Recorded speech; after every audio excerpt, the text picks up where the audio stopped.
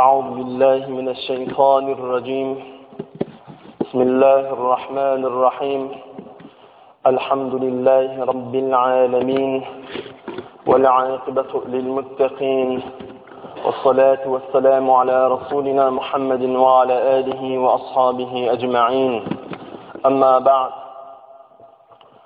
السلام عليكم ورحمة الله وبركاته حرمة مسلمان doğanlar Allah tebaraka ve teala novattaqı cumhurun ediyen ve etcek taadu ibadetlerini di etcek dua dileylerini di o bugün için ediyen hayır hasanatlarını di öz dergahına kabul eylep onu da sizem inşallah fi sebilillah riya için fi sebilillah Allah için bennelerden olup kıyamet mahşer gününde sol sevapların neticesinde rahmet eylep radi olup ol server kainat Peygamberimiz Muhammed Mustafa sallallahu aleyhi ve sellemin şefaatine nail eyleyen bennelerinden aylanırsın. Ve kıyamet mahşer gününde Allah'ın merdimli gününe sizin ama menin ilçilerimi dinlemediniz mi? Veya menin ilçilerimi dinlemediniz mi? Veya alım edip nesil devam edip alim verdim, alimlerimi dinlemediniz mi deyilip, kayin edilip doğduğu sürüklünün bennelerden aylanırmasın. Herkes doğrunun alimini dinler, doğrunun nehiyle ağırınçılık bulsa da Allah-u Tebareke ve Teala'nın rahmetini görürler. Peygamber aleyhissalatu vesselam'ın şefaatini görürler. Kıyınan olsa, azam olsa, takvalıktan daşta durmadık bennelerden aylanırsın. Çünkü bugünümüz bir uqiyanak geçse gediydi adamlar. Olur, düşünüzde gödönüde getirin adam takıya bir boğur, füyüzü bir uqudaka edil oroşan bir diri vaktindaki yani kuştaki yani bir düş görüyenler. Ne ödül bir qoğu düş görse de turayen vakti görse o düşü hakikat yalı olsa da huşu ondan hakikattır. Vakt gelecek, qarqaradan zan alınacak. Zan alınandan sonra vakt gelecek, haşredilecek günümüzü gelecek. Haşredilinip direldilen günümüzde oyanan vaktımızda innamızı illa körümüzde nehili duyyan olsak ol hakiki oyanılış günü. Ve ondan sonra hiç açan uğulanılmayan dünyada. Bu dünyada oyanacak yine uğulamalı uğunsuzdu. Ya da sen vakti gelse.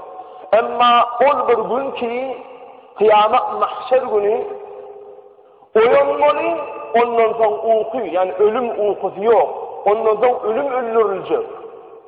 Ana sol gününe hayır hasanatın hayır verecekliğine düşünüp Allah'ın rahmetinden ve Peygamber'in şefaatinden umidiyar olup bu dünyada hayır hüvvetimize uyup iyidine düşüp iyiden algat görün dünyamızdan el çekmeli.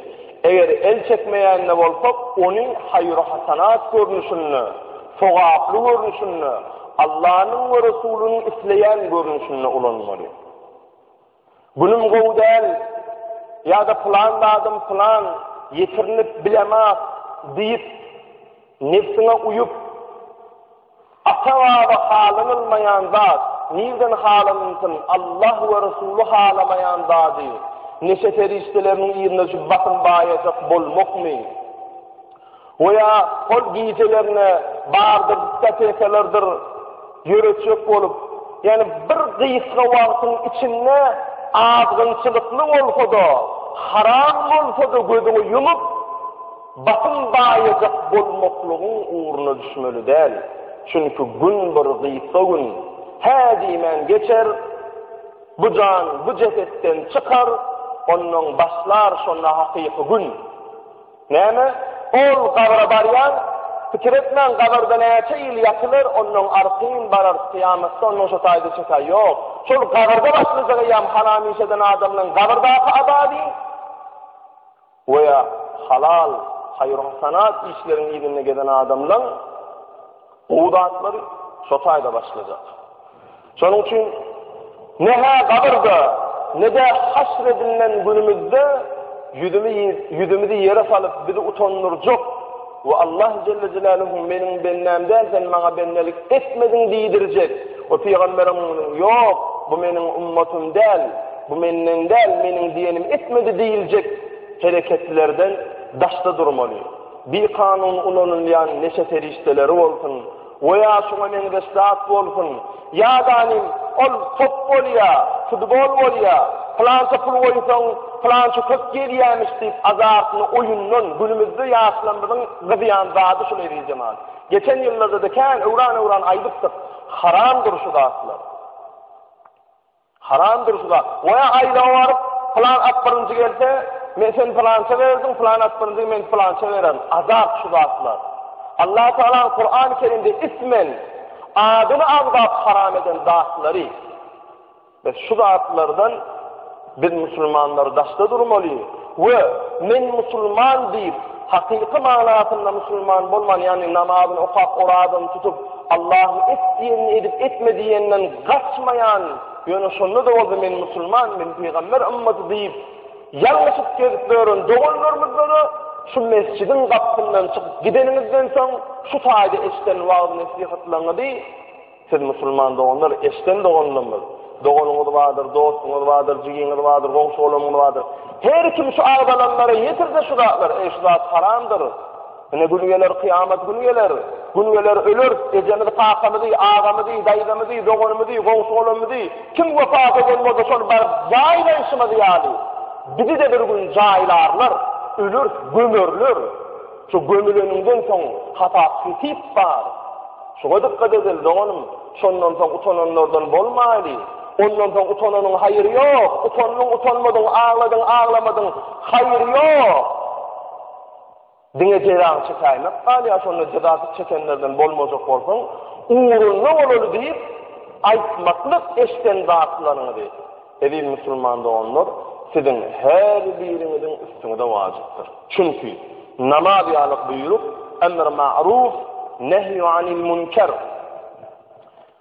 Öz ediyen hayır hasanat işlerine adamları çağırmaklık ve öz kaçan haram işlerinden adamları açırmaklık bizim üstümüzde vacip. Şonun için evi cemaat gayrat edelim. Bizim gelecek neslimizi, yaş oğlunlarımızı azdıracak ve onlara gelişmeyecek. Bizim ataları dinimize düşman olun, başka gayrı dinlerin, bizim dinimizin ösmevini istemedik gayrı dinlerin giyinecek olmakluktan veya onların günlük eğlence ediyen oyunlarından veya onların ağabeyçilik bilen ediyen keyif tafalarından şu karagöz bağlaları, karagöz çağaları biz aya etmeli. Ne biz aya etmeli? Çekmeçilim deyip değil, ilki ödün çekmeçilimi, ilki ödün atmanatı, ilki ödün içme arağı, onun çağağından talep et. Ay oğlum bana şu haram işten gidip yoldan gidiptin, sen bir etmeyin oğlum deysen, sen de oğlun son yarat eder de öyle onu sen bir gitme deyip eder onu. Son için karagöz çağızlıklarımızı doğru yolu gönüktürmeli. Asavada gelen milliliğimiz, dini ders desturlarımızı göre terbiyelemeli. İleri zaman bugünkü vaadimizde de inşallah başardığımızdan önceki cumhurlarımızda da kıyamet mahşer günü var arada. O kıyamet mahşer günü var arada Allah Teala Kur'an-ı Kerim'de ne diyor? O kıyamet mahşer gününün nemeleri olacak? Allah Resulü Ekrem sallallahu aleyhi ve sellem kıyamet mahşer gününün başımıza gelecek zatları neyi izah ediyor? Neyi düşündürüyor? Sol doğrusunu inşallah vaadindeki hadetmeklikçi hayırlanırsınız ve amel edersiniz ve eşitmediklere de eşittirersiniz deyip umid ediyor. Allah Tebaraka ve Teala Câsiye surasında 27. 28. ve 29. ayetinde bir insanlara Peygamber aleyhissalatu vesselam'ın üstübilen şeyle ayet aydiya. A'udhu billahi mineşşeytanirracim. Bismillahirrahmanirrahim.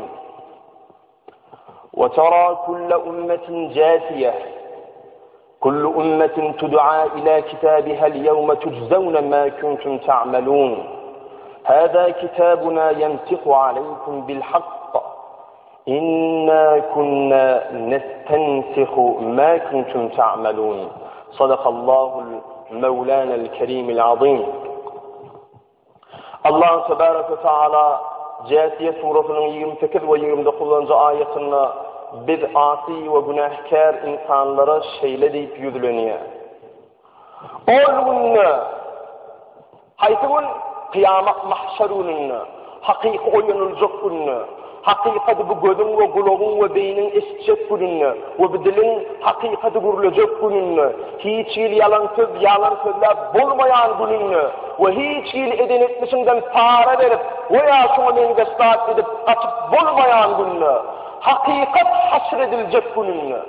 Şuna duyyanız öğüdünüz diyor. Eştiyanız, görüyanız bunun beter duygusal, güçlü bir halde dirililecek gününüzde ve tüm olanımızdan son hakikatten yine şunun yani eti örüp, şunun yani beden güne, ceset güne gelecek günümüzde.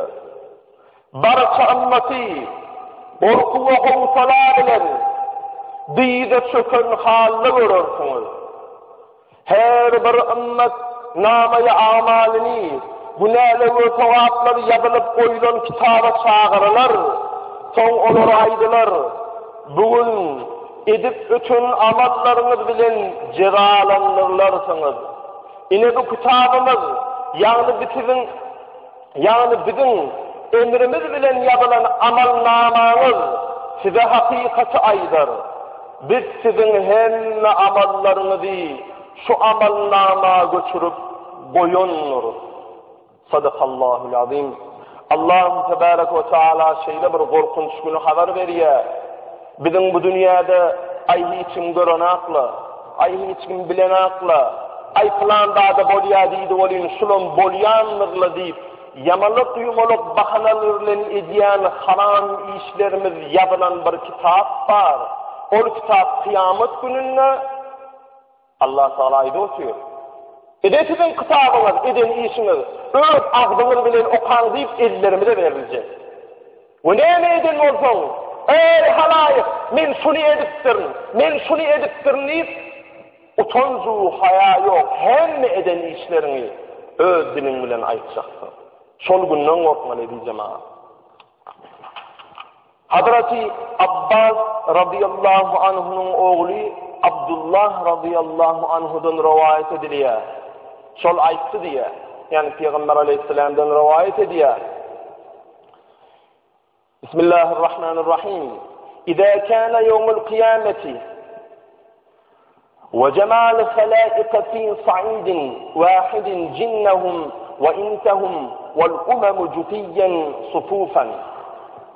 Kıyamet günü olup ve ehli halayıklar bir toprağa cemlenip cinler ve adamlar hem ümmetler diyirlerine çöküp hatar olup durun halatınla فَيُنَادِي مُنَادٍ سَتَعْلَمُونَ الْيَوْمَ مَنْ أَصْحَابُ الْكَرَمِ لِيَقُمِ الْحَمَّادُونَ اللّٰهَ عَلَى كُلِّ حَالٍ فَيَقُومُونَ فَيَسْرِحُونَ إِلَى جَنَّةِ. Bir gıygırguzı perişte gıygıracak. Siz bugün fiil-o hurmat eyelerinin kimlerdiğini bilersiniz. Yani bütün haşreder birine çöküp oturan adamlara perişteler gıygıracak Allah'ın emri bilen. Siz bugün fiil-o hurmat eyelerinin, yani şu 5 yalancıda nefsinin hayhuvvetine uyman, halal sevap iş eden, hayır-ı hasana işini eden, Allah için sevap iş eden adamların eden sevaplarının neticesinde hurmata iyi oluşlarını görürsünüz deyip perişteler gıygıracak. O aytacaklar hemme yağdayda Allah-u Teala hamd-ı sena şükür aydanlar yerlerinler tursunlar deyip gıygıracaklar. Olaram yerlerinden turup hatar olup hemme yağdayda Allah hamd-ı sena edip şükür edip Allah'ı yatlayan adamlar yerlerinden turup ne edecekler? Cenneti taraf görecekler hemmece. Hemme yağdayda Allah-u Teala hamd-ı sena aydan ediği zaman küt ağzın zayilan yarkaman doğanlarımız veya küt haram yol bilen kazanç etjek bolýan dogonlar %90 özüniň rızkyna näşükürlükden şol işe başvurýar. Kazançyň adyragan bolsa adazyk gaýrat edip, sen musulman adam, sen Allaha we Rasuluna iman eden adam. Şükür edip şol adazyk kazançyňa şükür edip, şoňa sabr edip gelip ýörseň, bir gün bir ýerden Allah Celle Celaluhu näme? Ve terzuqu men teşâ'u bighayri hisab. İslanine bighayri hisab. Hasapsız rızık berýän Allah'tır. Allah birinin rızkını verir. Allah men gariplik bilen tinayanlar deyip Allah'a hamd senalar bolsun, Resulüne salatü selamlar bolsun deyip gelýän adamlara bir gün Allah şeýle bir rızık berýänler, rızkın nereden gelýänini bilip bilmez. Bu onun hasabyny da bilip bilmez. Allah Celle Celaluhu islanine bir hasap rızık berýär diýär. Kime isleýär? Sabr edene, şükür edene isleýär Allah Teala. Kanaat edene isleýär Allah Teala. Sabr etmeyin, şükür etmeyin, haram yolu gidelim baya yara diyeceksiniz. Allah Celle Celaluhu näme diýär? Bu zadyny etedin diýär. Men size bereyim diýär. Ergis zadyny etedin hatta adam ömrüne bolaydy. Men şonu size bererim diýär. Isleýän bolsaňyz, ýöne kıyamat mahşerini hasabatyny özüňiz çekseňiz, jezany özüňiz çekeceksiniz diýär. Şoň üçin Türkmen ağa näme diýär? Ýaşy niýet ýarym döwletdir. Her bir ýaşy niýetde bolup, bu pikirde bolup, emhe gowlar, inne gül ýalylar, Allahyň bahbidi bardyr diýip her bir zada Allah'dan görüp şükür etmekliğin sonunu hem bu dünya hem o dünya saadet, bahtiyarlık vardır diyeceğim. Yine kıyamet gününde de her kim men günüm nehili orka, men doğuda sörmeken, men cennete sörmeken deyip diyidine çöküp duran halde tur ey Allah'a her halinde elhamdülillahi kullu hal ve kullu hin deyip her halimde ve her vakitte Allah'a şükür ediyerim diyen adamlar tüm yerimizden diyecek, olur cenneti taraf görecekler. Ana şolordan olacak olmalı diyeceğim ha.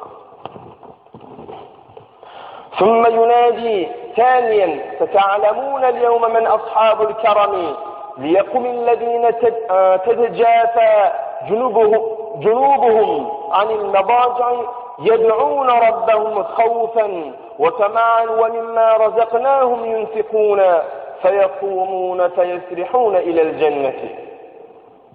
Sonra ikinciye de yansıda yavrucu ferişteler duyaracaklar. Siz bugün fiilo hormat eyelerinin kimlerdiğini bilerseniz, oturan adamlara yeni bir yedek duyaracak.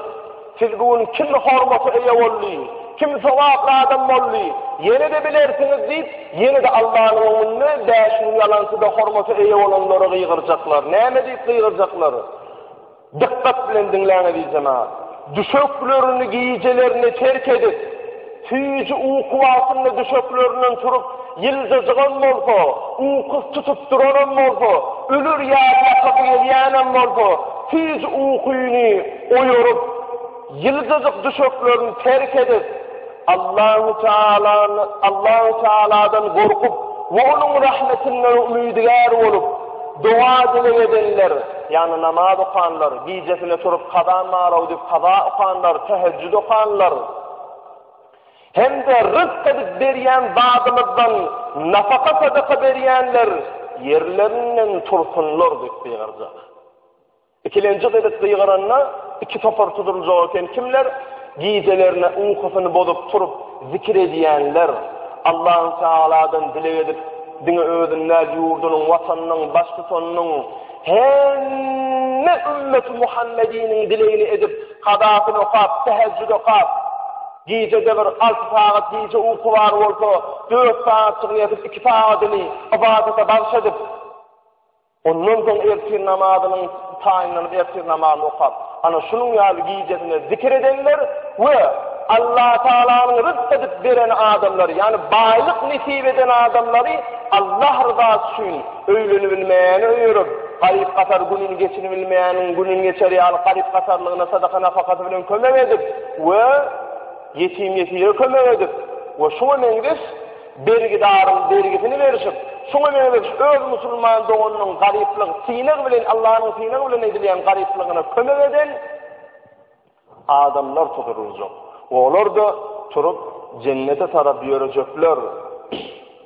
ثم ينادي ثالثا ستعلمون اليوم من أصحاب الكرم ليقم الذين لا تلهيهم تجارة ولا بيع عن ذكر الله وإقامة الصلاة وإيتاء الزكاة فيقومون فيسرحون إلى الجنة. Üçüncü gedeyim ol gıyğırıncı perişteler gıyğırcaklar. Siz bugün yani kıyamet mahşer gününde fiile hormatı eye olan adamların kimlerdiğini bilersiniz diyecek. Adamlar gördüler Allah'a şükür. Ne şükürler gördüler Allah'a şükür ediyenden turgulup cennete uğradılar mı? Sadaka vermeyenler o giycelerine tüyüsü uykularda yatyanlar veya giycelerine biderek kino veriyenler veya giycelerine biderek futbol veriyenler Allah'ın önündeki eden kabalarını alman, Allah'a zikir etmen, Allah'ın yatlaman, özünden özgen dileğini etmen giycelerine biter vay gününü göçürüyenler durcuklar gözleri ballak olup giycelerine ana olur ibadet ediptirler, giycelerine olur zikir ediptirler. Yine olur, hani cennete gittiler, hayt men etmeyenlerin onu deyip, ne şükür olunlar görecekler onu. Ve kapından bergin var, oğlu yürüyecek olayan, veya yağdayın sıyınlayıp, karzına soğurak gelenlerine, bolya bereyin, yönetim bir ayının kulumu falanca kulumu onu falanca üstüne getirirsin deyip parasteyin dalyan, süyüt korluk ediyen veya sonu beriyen adamlar nefsine uyup çıdaman, tavır kıllık edip sonu alyan adamlar görecekler. Men yal süyüt korluk değil, men ka doğduğu eken o, men ki boğdayl eken o, men günüm halim elbet eken o. Ama sadaka zekat verip nafaka veriyen cennete gitti, ol giyicilerine vaat edenlerden den derece deyip öküncekler olur. Ana sol günü Allah Tebarek ve Teala yine de gıygırtıracak periştelerini, yine de hormatlı adamlar görecek misiniz? Görürsünüz geliyen mi hormatlı adamlar deyip. Gıygırtıracak perişteler tarafından sevda satıkları Allah'ın zikrinden ve namaz okumaktan, zekat vermekten meşgul başarı etmedikler yerlerinden tursunlar deyilecek. Ve olur da yerlerinden turup hatar olup cennete taraf verecekler. Ve sevda satıkları Allah'ın zikrinden ve namaz okumaktan, zekat vermekten başarı etmedikler. Yani şeyle bir sevda satığa başarı oluyor, şeyle bir birini iketcek olup, su bayacak olup, ken pul edilecek olup, yönü dünyanın izini alıp, ne namaz yadına düşüyor, ne Allah'ın veren rızkından zekat vermek yadına düşüyor. Şu zatlar yadına düşmeyen, Allah'ın buyuruğu olan namazını o adını tutman, Allah'ın buyuruğun zekatını vermen, katıklık eden adamlar değilleri yere çökülüğü, utanışıp, hayali utancağın otağda ağlaya her gözünden çeşmeler akıp, Huday takmadan öküncük vaktları kaptallarından turcuklar. Nice sevda satıklı olsa da ki adam diye aymen vaktim yok şeyle bir işim kıyın, namazı kavlamak kaba edin. Ey oğlun in uzun namaz öyle namazıyla yaktı namaz. In uzun namaz. Ertir namaz 4 rekat çık. Danlen koyan onu. İkin namaz 4 rekat çık bir işlerin soğuşayırlasını koyan onu. O öyle namazıyla hem dünyanın yüzünü adet deyip bir yani öylenlik nahar deyip bir zat var. 10 minut vaktini vali, 10 dakikalık vaktini vali yaşol. Ken vaktini alana yaşol. 10 rekatlık, sen kime namazı okumalı? Seni yoktan bağırdan okumalı. Şunu kıyınıyor oturma. Hiç kimem çıkıp bilmez dediği zaman kaçırmam. Men işim katı ağır. Men işim şehir ağır. Hiç vaktim yok deyip bilmeyen. Hükman, şu hadir 5 manadan artya deyip bir kıyın iş buyurdan sonra vakt tapyanı gönü. Hükman tapyanı. Sen o işin kim? O işin neymi? Ve sen kim? Allah'ın Resulü Muhammed Mustafa sallallahu aleyhi ve sellem ol vatan sevuşunu üstünden ok yakıptı. Sana eylek beyleyetin bir yerinden kılıç gelip dur. Sana eylek ballak kulluğa güymensin bir yerinden naygalı ok gelip dur. Kılıç gelip dur. Şol vaatda namazını geçirtirmeyenler Allah Teala. Günah ardını kovalı oku deyiptir. Geçirmeyenler şol vaatda namazını. O da 10 yağla edip kadar yani nesin abi? İnnan canında çalıca bir radetsin, bir radetsin oğulacak olup durur. Ne danışkın yurdumu da ağabeyde gül yağlak yurdumu da var. Hiç değil bahane bilen ana Allah Teala ayetini Peygamberimiz sallallahu aleyhi ve sellem hadisi aydı otuyor. Neyme? Sevda fatıkları Allah'ın zikrinden ve namaz okumaktan, zekat vermekten meşgul başarı etmediği adamlar yerlerinden turulup cennete uğradılacak. Ama ediyen sevda fatıkı mı? İşleyen işi onun namazından alkadı. İşleyen işi onun namazından alkadı. Ne dedi zaman? Onun nizcenliğin namazından alkadı. Onun yalkalığın namazından alkadı. Hiçbir başlığım yoktur. Ben namazı kayın 5 minutla geçip değilsen sen namazını geçer okuma diyeceği yoktur. Şu diğer yağdayda da Allah'ını söyleyen adam. Allah'ına başını eğip rükû etmekliği söyleyen adam. Allah'ına şu anını secdeye ersefik ediyen adam. Tapar var, tapar yer. Ödünün hudayına şükür edip, zikir edip, ödünün hudayına ödünü yoktan bağırdı, secde edesi geliyen. Secde edesi etmekliği çın yüreğinden olsa. Son için bir direk bahanalar tapıp, namazlarımızı kaza edilmeli der. Namaz deyiliyanda hatta paraliz olundan son, ısma da sol. Sonra da alimlerimiz geçirmedin, ima bilen okudun diye. Ne men şuma rükûda, ne men şuma falan suranı okudum, ne men şuma secdede, ne men şuma oturuyorum diye. İma bilen, bilen okudun diye, onu geçirmedin diye. Maksat Allah Celle Celaluhu yatlaktırmak, onun işleyişi yani. Anayan hadise ne emediydi? Men işimken, men yetişemez deyip Allah'ın zikrinden gafil olayanlara ağlaya kalsın. Yok nice işi kenem olsa, nice vakti adam olsa, nece sevdası ulan olsa, namaz vakti oldu mu?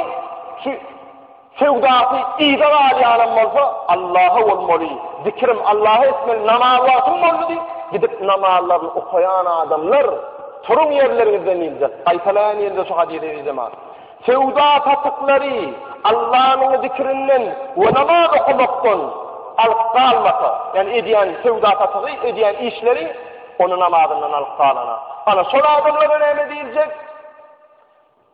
Yerlerinden tursunlar ve cennete taraf yöresinler. O olur da cennete taraf yörecekler.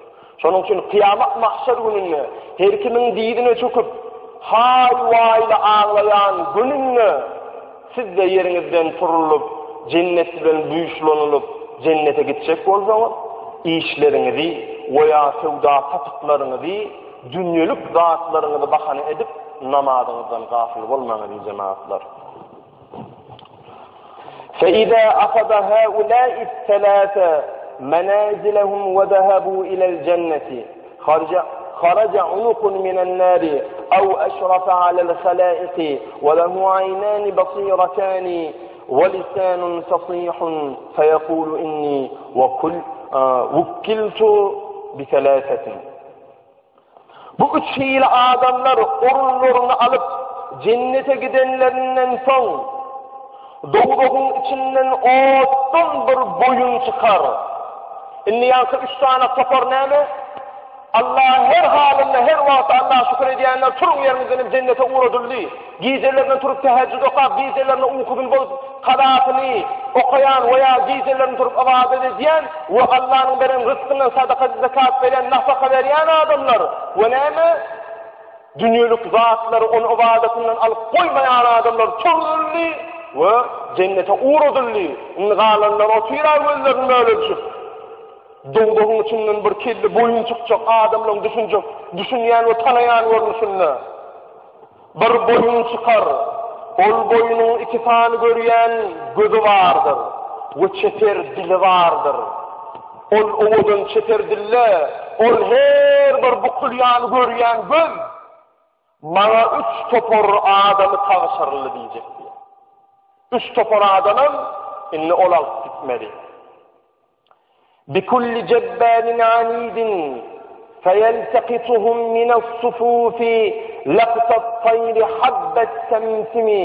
habbet simsimi feyeknetu bihim fi cehenneme thumme yahrucu thaniyen feyekulu inni vukkiltu bimen âdallaha ve rasulehu feyeltekituhum minas sufufi feyeknusu bihim fi cehenneme. Nauzubillah.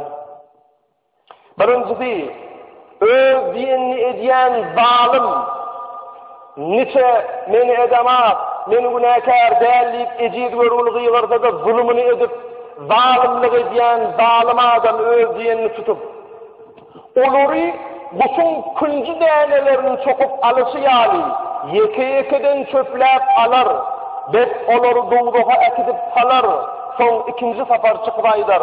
Men Allah Teala ve Peygamberi eziyet verenlere tavsırıldım. Olur hem hasardan yeke edip çöpler cehenneme ekidip salar diye. Zalim adam, öz diyenini tutuyan zalim adamlar ve Allah'ı ve Peygamberini eziyet eden. Bak Allah ve Peygamberini eziyet edip olur mu? Yok. Allah ve Peygamberi eziyet ederek kim olursun? Allah ve Peygamberi eziyet etmek neyme? Allah Celle Celaluhu senin saadetini, senin bağıtını alab edip, senin bu dünya ve o dünya bağıtlı olmak için buyruklarına boyun bolmayan adam, Allah'ın diyenini etmeyen adam, Allah'ın diyenine ehemmiyet vermeyen adam, ana sol adam Allah'ı eziyet eden adam. Peygamberini eziyet eden kim? Peygamberini eziyet eden adam, Peygamber aleyhissalatu vesselam ay bolyana sünnettir de tahliye gıymetleme. Ay bolyana sünnettir de sünnet olmadığı namaz bitiyer deyip Resul-i Ekrem sallallahu aleyhi ve sellemin biz ümmet Muhammed'inin hem bu dünya hem o dünya bir olacağımızda soğağımız olsun, zafafımızda soğağımız olsun deyip Allah'ın buyruklarından başında sünnet buyuruptur. Senin soğağın kendi olsun deyip buyuruptur. Özahbi için bir manır on Peygamber aleyhisselam. Peygamber aleyhisselam bir sünnet değil mi? Şunu etmek sünnet değil mi? Şunu etmek hatta mustahak. Mustahakın hükmü ne mi? Etsen soğağı var, etmesen günah yok. Etmeden günah yok, mustahaptan kaçma. Kıyamet gününe Allah-u Teala Allah rızası için ne etsin diyenine namaz okudum diyecek mi? Zaten okumulu Allah buyurdu onu sana. Okuymadı gidecek yerin yok. Orada tuttum diyecek mi? Ne mi diyecek? Allah'ın buyurmadık işini ama sevap olan işi. Sana cevapkarcılık kıyameti ne için şu işi etmedin deyip cevapkarcılık tutulmadık sevap işler var. Ana şoları etmek de ana sevap karşısında önde olanlar cennetten düştü diye Peygamberimiz. Kim olur? Sevap yarışında önde olanlar Allah'ın buyruğunu namazı okuyup, Allah'ın buyruğunu Ramazan'ı oradasını tutup, Allah'ın buyruğunu zekatını verip, Allah'ın buyruğunu hacını edip, imanla şuaları edenden son, ay bana buyurulmadılar diyemen, ay istemza etmeden günahı yok mu diyemen, sevabından ümidiyar olup, sevabın çok bolga oluyor deyip, etmeden günahı yok mu olup, sevab işler, mustahab işler, köp ediyen adamlar, ana sol adamlar, ne edecekler? Kıyamet mahşerinde Allah Teala güllürce adamlar, sol adamlar edeceğim. Ana, şimdi Peygamber aleyhisselam'a ve Allah'ı edildi diyen kim eken? Allah'ın ve Peygamberinin diyenini etmeyen adamlar eken. Ana yankı doğruluktan çıkan boyun, ilk öylenen zalimleri, zulmedenleri edil. Bir kuşu, ağaç bir kuşları alarsın danim bir buğdayı teperdin ya, küncü teperdin o ne çok dolarlar. Barbardan köpçülün içinden çokup alıp neme doğduğuna ekitecek. O kimlere ekitecek yine de çöpler. Allah'ın ve Peygamberinin diyenini etmediği adamlar. Yani Allah'ı ve Peygamberini eden diyeni, Allah'ın ve Peygamberinin diyenini etmeyen, özünü eziyet eden demek has doğrusu. Şunun için şolardan bolmalı. Olur da cehenneme oduna ekedilecekler. Na'udu billah. Thumme yahrucu thalithatan qala ubul menhaci. Hasibtu ennehu qala vukkiltu bi ashabi tasawiri فَيَلْتَقِطُهُمْ مِنَ الصُّفُوفِ فَيَخْنُسُ بِهِمْ فِي جَهَنَّمَ فَإِذَا أَخَذَ مِنْ هَؤُلَاءِ الثَّلَاثَ نُصِرَتِ الصُّحُفُ وَنُصِبَ الْمِيزَانُ وَدُعِيَتِ الْخَلَائِقُ إِلَى الْحِسَابِ. Son üçüncü edip çıkıp aydar diye yankı boyun. Hiç birimi de sol boyunun çıkıp çağırdan adamlarının etmekin Hudayım. Dille qatı ansadaydı otuyor sevgili cemaat. Emma ol Allah'ın erdimliğini bunu yalansa kurlamak yok. Bunu yalansa dinlemek yok. Şul dinlenilen gürrünler, şul abadet esnasında tapılan vakti riyadını tutup haşa çıkmasadım şol mescitten, haşa düşmesedim şol namazlıktan diydirecek bunu şol ediyi cemaat. Şunun için vakt taptınız mı namazdan ayrılmaz. Öğün aydıktım gıskacık şu eğerki başlayan aydan metnime tercüme etmeyken bir radiyatsızdayım. Namaz 3 yılı oluyor dedik. Öğün İmam Muhammed Gazali Hazretlerinin sözünü de yasladıktık. Fi'li namaz, kavli namaz, hakiki namaz. İçimizde şayet perde namazdır ona olunurdu var. Fi'li namaz diyeni tövbe edip bir dinle namazı gelenden son 3 ay mühlet veriliyor. 3 aylar yanlış namazı kıldı, son namazı yanlış deyip günah yazılmaya. Sol adamlar 3 ayın içinde kavli namazı geçmeli. Fakat yani kaptanlık adamı edenli diyen ne edip namazı kıldı, sonra hareketine veren namazı kıyan adam. Kavli namaz diyeni namazın içinde yine bir hemmemli okuyar da suraları, salavatları, zikirlerini bilip okuyar. Hani bu kavli namaz. Ayçak bolayan dediği cemaat şuna değiştiler. Kıyamet mahşer gününde utanmaca adamlar şular. Hakiki namaz okan. Hakiki namaz okan kim? Namaz aralıklarında hamala namazda yani yaşayan adam. Mesela erken namaz Adana istivaya mescide geldi. Allahu Ekber diye ta eline falan veriyense şol adam günah işediyen derler söyleyerek. Namazın içinde her günah söylüyor. Hiç iyi. Namazda da haram işediyen namazın namazın içinde teyarısı namazın içinde namaz okap durkan günah işeden ağa. Ama Muhammed Gazali Hazretleri ne mediktir? Hakiki namaz aralıklarında hamala namaza yaşayan adam diktir. O deydi ki erken namaz okaptır, namaz aralığı. Öyle namaza kendi hamala namazın içindeki yağlı halallarda yapıştı, haramlardan kaçtı. Hamala olsa namazıdır onu yani. Hiç haramlığa barana, hiç tehrifsiz gedene.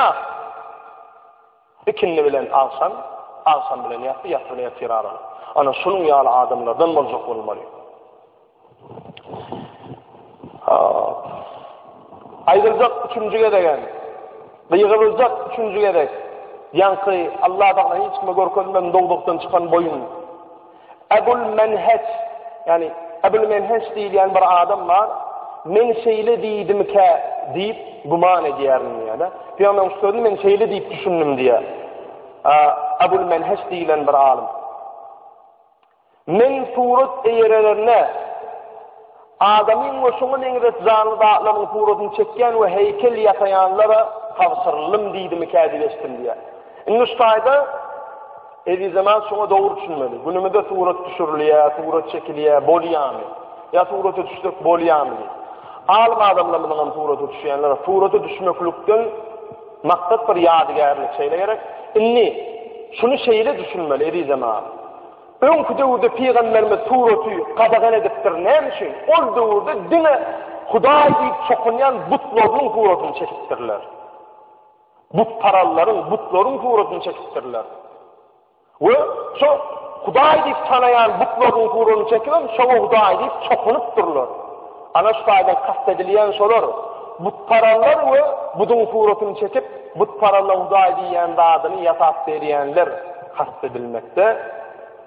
Ve onları hem hatardan çöplep alıp doğduğu hasalar diye. Bu 3 hile adamları alandan sonra sahifalar yayırdılar, mizan vurulur ve halayıklar hem hatara çağırırlar.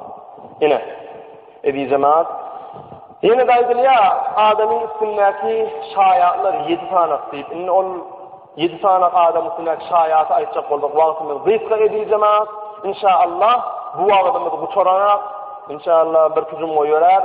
İnli küzüm o da yine de Ebul şuna menebes kıyamet gününde bizim yağdayılarımız Kıyamet gününde biz nähili ýagdaýda boljaklarymyzy anlayan hadisler we hele de şunu ýatlydyňyz. Yine de aydınlı diye adamın üstündeki şayatlar. Bizim üstümüzdeki elimiz, gözümüz, dilimiz, şuna mengiz 7 tane şayatımız var iken, şolarım inşallah illiki cumamızda size yetirer. Ne diyeceğim abi? Kıyamet mahşer gününde her kim dide çökürdülecekken, kimler tuzurulup cennete uğradılecekken, her halinde, her vakti Allah'a şükür ediyen, hamdü fena ediyen, Allah'ın berenine sabrediyen adamlar ve gecelerine turup ibadet ediyen, qadaat bolsa qadaatını okuyan, zikir ediyen, teheccüd namazını okuyan, beýdilde ukyňdan almalygyny da. Yok Peygamberimiz ukutyny dolu alypdyr. Belli möçberde ukyň alýan, ondan ibadetini ediyen. Hiç bir zatdan özüňi zaýalap, la ikraha fid-din, dinde zorluk, kynçylyk ýok edi jemaat.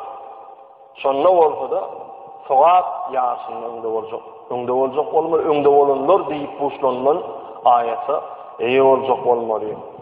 Huwa näme Allah'ın beren rızkından sadaka zekat berýän adamlar, şoňa meňde hayır hasanat eden adamlar näme? Yine de dünýälik işleri, dünýäwi işler onu namazdan, sowaply işlerden alyp galmaýan adamlar, näçe başga dünýälik işi baram bolsa, namazdan, sowaply hayır hasanatly zatlaryndan galmaýan adamlar, tuzurulacak yerlerinden dini çökülen adamların içinden ve cennete uğradılacak. Ama kimler çöplenilecekken zalimler, Allah'ın dinini etmeyen, Peygamber'in dinini etmeyen ve mutparallar inşallah bizim de yurdumuzda yok diyetimiz geliyor. Ama kâvir yerlerde eşitiliyor. Krishna oluptur, Yegova oluptur. Ya şuna men Türkmen oğlanlarımı, Türkmen gelinlerimi son yalvarıp eşitiliyor. Nauzu billah. Hasan Türkmenini görülen dadır. Bir zadiyatlar gör. Ata-babasyň Türkmen milletimiz, bizim ata-babalarymyz İslam dinine uçsuz kabul etdiler. Çin ýürüji bilen İslam dinini kabul etdiler we günümizde çenli İslam dininiň alymynda da öňde boldy. İslam dininiň arnamasyny goramakda da öňde bolan ata-babaň barka, ol gökde bagaladyna ýadynda bir gyrkylykly, aýallarymyň arnamasyny gorajak bolup düşmanyň garşyna çykan aýallarymyz bar o bizim. Ne için şeyittiler? Başka gayrı din gelse bizim dinimizi yitireymesin. Gayrı dinden yanlış kıyamette doğduğu erçek, yanlış akidelerine bizim neslimizi uyarmasın diye can çekip şolar pida etti canını. İnsan gelip anlatacak Krishna mıdır ya Yegova mıdır? Yani düğü var orada ne hele? İslam'dan başkadan düğü var mı? Euzubillahimineşşeytanirracim. İnned dîne indallâhil İslam. Hakikatten Allah'ın yanına makbul görülecek, doğru görülecek, söyülecek ve kabul edilecek, makbul görülecek. Haydi din? İndallâhil İslam. Allah'ın indinine söyülecektin İslam dini. Bizim ata-babalarymyz bizim bu dünya o dünya batacak dinimiz saylap bizim içimize getirip koyup dururlar. Indi şuna boyun bollu geziberdi. Biz musulmanlar şu cuma namazlarını ediyen wagtlarymyzy gidip musulman doganlarymyzy, goňşy olanlarymyzy yetirmeýändigimiziň netijesi şu.